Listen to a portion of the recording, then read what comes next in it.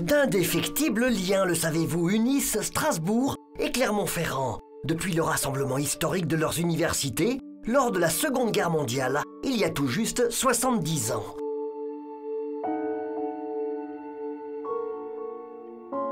On commémore aujourd'hui cet important pan d'histoire.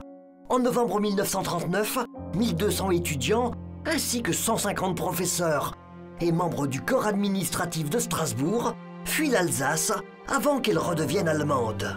Ils sont bien accueillis dans les locaux universitaires de Clermont-Ferrand.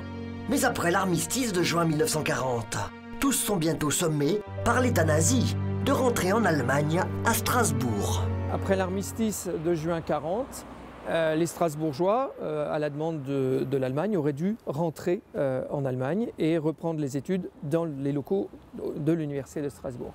Or, les Strasbourgeois s'y sont refusés, ce qui a été considéré comme un premier acte de résistance. Les universitaires ici, que ce soit les enseignants, le personnel administratif, les étudiants, ont dans leur grande majorité tous rejoint des réseaux de résistance.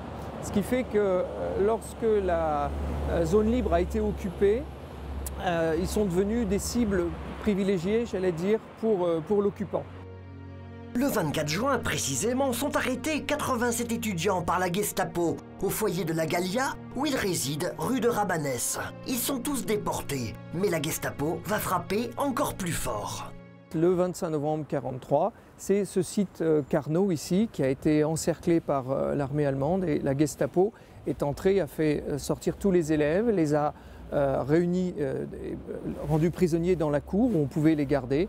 Et ensuite, ils ont tous été interrogés et on a séparé tous ceux qui étaient alsaciens. Ce sont 1200 personnes qui se retrouvent alors prisonnières des nazis dans la cour intérieure de l'université. 500 Alsaciens sont arrêtés. Alors ils cherchaient ce qu'ils appelaient les Volksdeutsch, c'est-à-dire les Alsaciens de souche.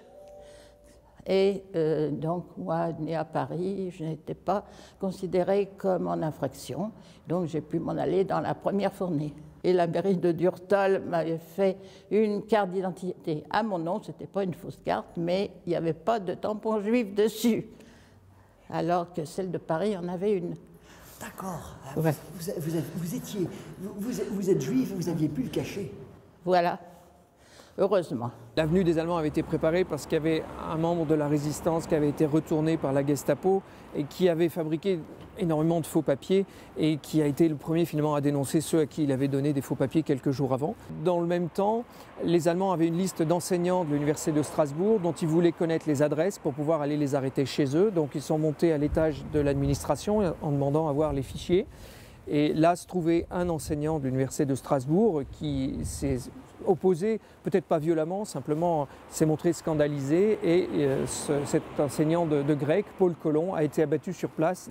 L'opération a duré une grande partie de la journée et donc le soir, ceux qui avaient pu regagner chez eux, tant mieux pour eux, les autres ont donc été transportés au 92e régiment d'infanterie où ils ont subi d'autres interrogatoires dans les jours suivants avant pour la plupart d'être déportés sur les camps en Allemagne.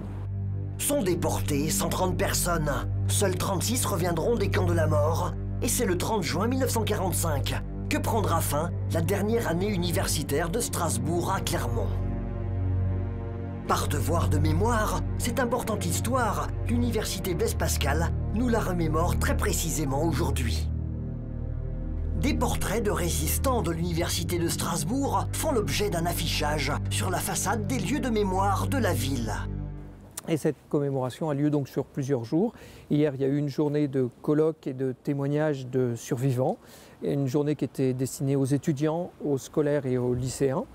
Aujourd'hui, donc, c'est cette opération Chemin de mémoire avec la classe des guides conférenciers, donc une formation de l'université Blaise Pascal, qui va conduire et accueillir le public sur les sites principaux de cette commémoration, donc l'université bien sûr, le foyer La Gallia, la bibliothèque universitaire, le rectorat, le 92e régiment d'infanterie, la mairie de Clermont.